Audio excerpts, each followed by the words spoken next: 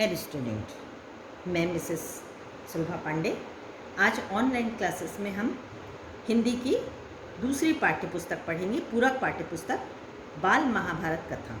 जैसे आप इंग्लिश में सप्लीमेंट्री रीडर हैं, पढ़ते हैं, उसी तरीके से आपको हिंदी में भी ये एक पूरक पाठ्यपुस्तक है जिसका नाम है महाभारत कथा। अभी आप रिसेंटली लॉकडाउन में इसके बारे में इसे सीरियल में देखे भी होंगे, तो आपको और आसानी जाएगी इसको समझने में, अच्छे से आपको समझ में आ जाएगा।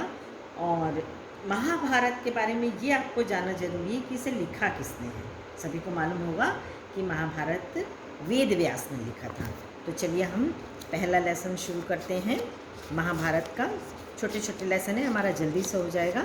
तो पहला लेसन शुरू होता है देवव्रत। आपको उम्मीद है सारे लोगों ने लॉकडाउन में देखा होगा, तो और आपको अच्छे से समझ में आ जाएगा। गंगा एक पहला है लेसन देवव्रत। गंगा एक सुंदर युवती का रूप धारण किए नदी के तट पर खड़ी थी। उनके सौंदर्य का नवयौवन ने राजा शांतनु को मोह लिया था। गंगा बोली, राजन, आपकी पत्नी होना मुझे स्वीकार है, पर इससे पहले आपको मेरी शर्त माननी होगी। क्या आप मानेंगे? राजा ने कहा, अवश्य। राजा शांतनु ने गंगा की सारी शर्तें मान ली और वचन दिया कि वह उनका पूर्ण रूप से पालन करेंगे।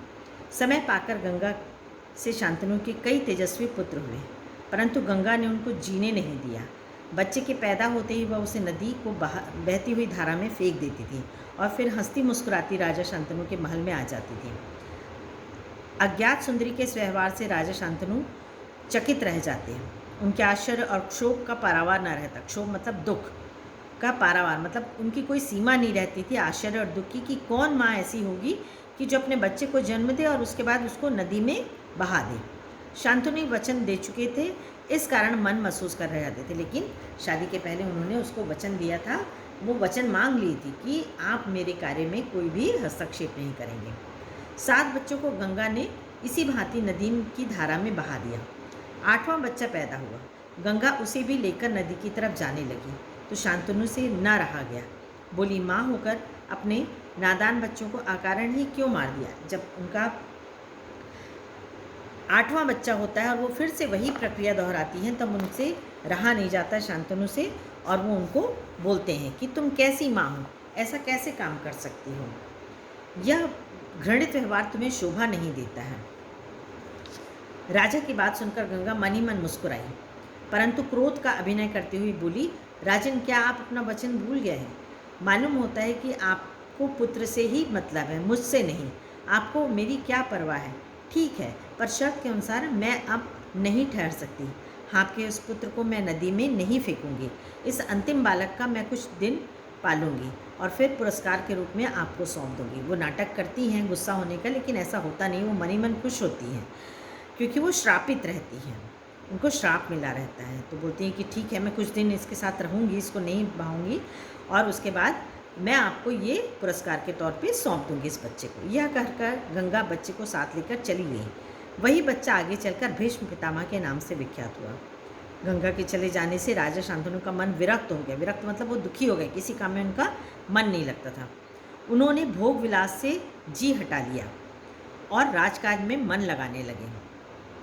तो इस तरह से अब वो क्या हो गया, उनका बाकी चीज़ों से मन हट गया और वो सिर्फ राजकाम में मन लगाने लगे। एक दिन राजा शिकार खेलते खेलते गंगा के तट पर चले गए, तो देखा किनारे पर खड़ा एक सुंदर और गठीला युवक गंगा की बहती हुई धारा पर बाण चला रहा था। बाणों की बौछार से गंगा की प्रचंड धारा एकदम रुकी हुई थी। यह दृश्य देखकर शांतनु दंग रह गए। इतने में ही राजा के सामने स्वयं गंगा आकर उपस्थित हो गई। गंगा ने युवक को अपने पास बुलाया और राजा से बोली, राजन, पहचाना मुझे और इस युवक को? यही आपका और मेरा 8वां पुत्र देवव्रत है। महर्षि वशिष्ठ ने इसे शिक्षा दी है। शास्त्र ज्ञान में शुक्राचार्य और रण कौशल में परशुराम ही इसका मुकाबला कर सकते हैं। तो गंगा प्रकट होती हैं, मतलब जब जो भीष्म पितामह तो मालूम है वो बहुत पराक्रमी रहते हैं, तो अपने बाण से क्या करते हैं, गंगा का प्रवाह रोक देते हैं। ये देख के शांतनु आश्चर्यचकित रह जाते हैं और गंगा प्रकट होती हैं और बताती हैं कि ये हमारा बेटा है, और महर्षि वशिष्ठ जो हैं वो इनकी शिक्षा दीक्षा किए हैं और शास्त्रों का ज्ञान शुक्राचार्य ने दिया है, और युद्ध का जो कला सिखाई है वो परशुराम ने सिखाई है। यह जितना कुशल योद्धा है उतना ही चतुर राजनीतिज्ञ है। खाली ये पराक्रमी नहीं है, बल्कि इसको राजनीति का भी बहुत अच्छा ज्ञान है।